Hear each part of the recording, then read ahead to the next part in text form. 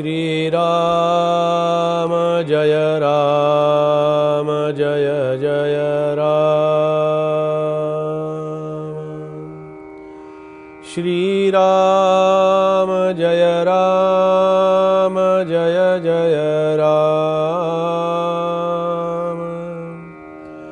श्रीराम जय राम जय जय राम।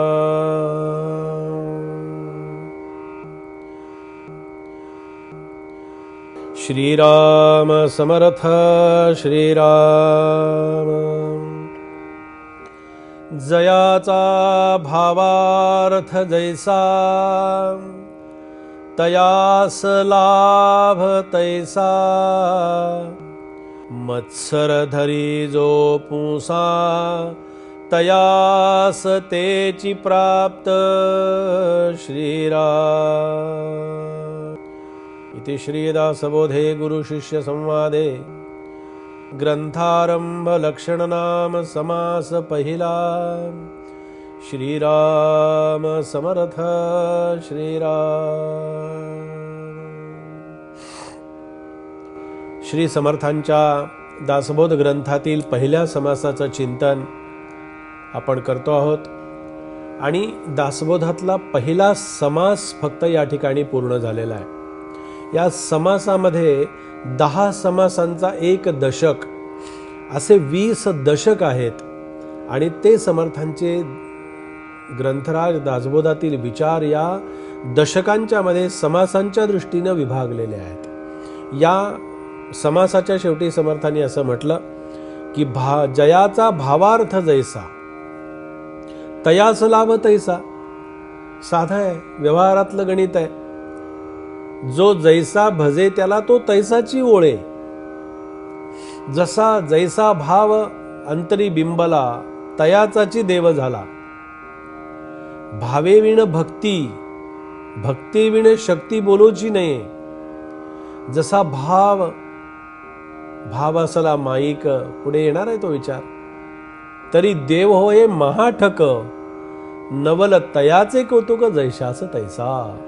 समर्थांच्या समोर आपण प्रार्थना करूया, समर्थांचे चरण घट्ट धरूया। समर्थ रामरायांच्याकडून जे त्यांनी प्रसाद घेतला, ज्या समर्थांना प्रत्यक्ष प्रभू रामचंद्रांचं दर्शन आहे, प्रभू रामचंद्रांचा आशीर्वाद आहे, प्रभू रामचंद्रांचा अनुग्रह त्यांना मिळालेला आहे। आणि हा अनुग्रह त्यांना मिळाला, अनु म्हणजे सूक्ष्म आणि ग्रह म्हणजे ग्रहण करणं। हा प्रभू रामचंद्रांच्याकडून ज्यांना अनुग्रह मिळतो ते केवढे मोठे संत महंत महान अशा प्रकारचे समर्थ आहेत। आणि समर्थांचा सामर्थ्याचा गाभा जो आहे ना, हा विशेषत्वानं आपल्याला मुद्दाम सांगावासा वाटतो। कारण सामर्थ्य आहे चळवळीचे असं म्हणता क्षणी आपल्या अंगावरचे रोमांच उभे राहावेत आणि समर्थांसारखा एक महापुरुष आपल्या समोर हातामध्ये कुबडी घेऊन उभा राहावं त्यांनी।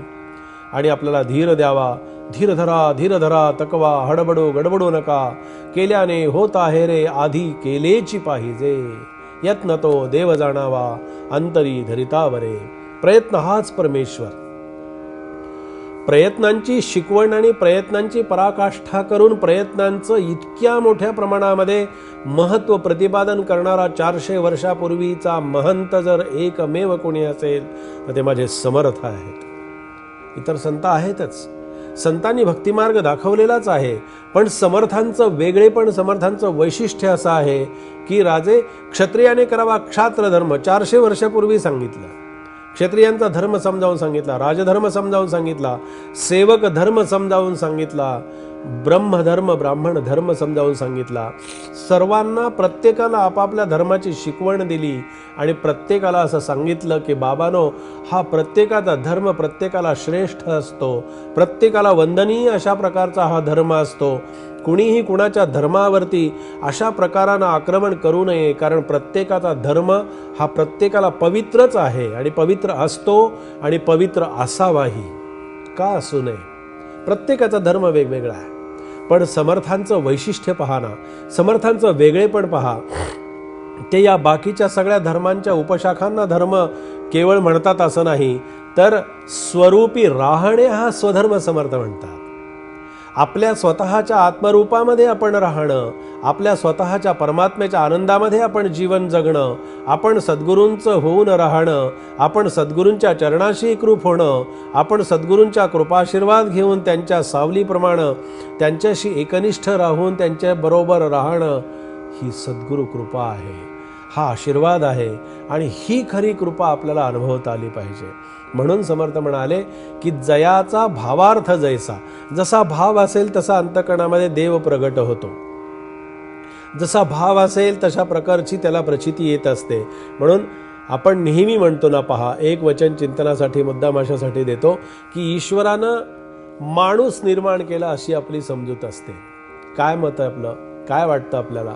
मला जर कोणी विचारलं तर मला असं वाटतं की ईश्वरानं माणूस निर्माण केला आहे असं आपल्याला नेहमी वाटतं, प्रत्येकाला असं वाटतं, आपल्या प्रत्येकाची समजूत असे वाटते. पण मला असं वाटतं की त्या विचारामध्ये आपण जगायला हरकत नाही. ईश्वरानं माणूस निर्माण केला हे जगायला या विचारांच्या मध्ये हरकत नाही, पण सत्य समजणं कठीण आहे, सत्य समजावून घेणं कठीण आहे.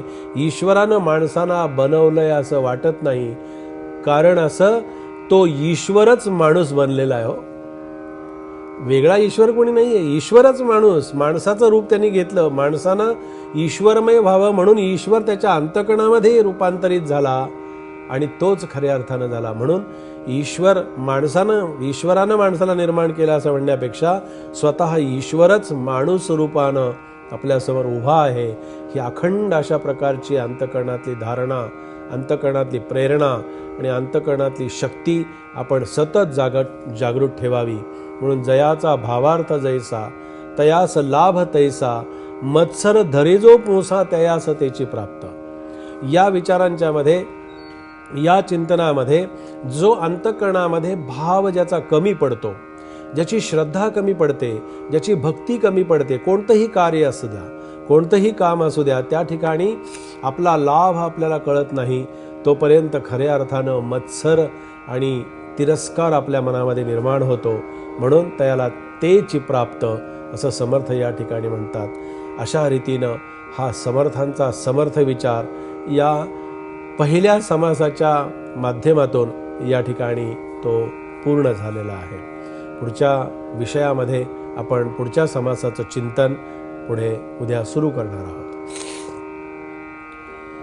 जय जय रघुवीर समर्थ.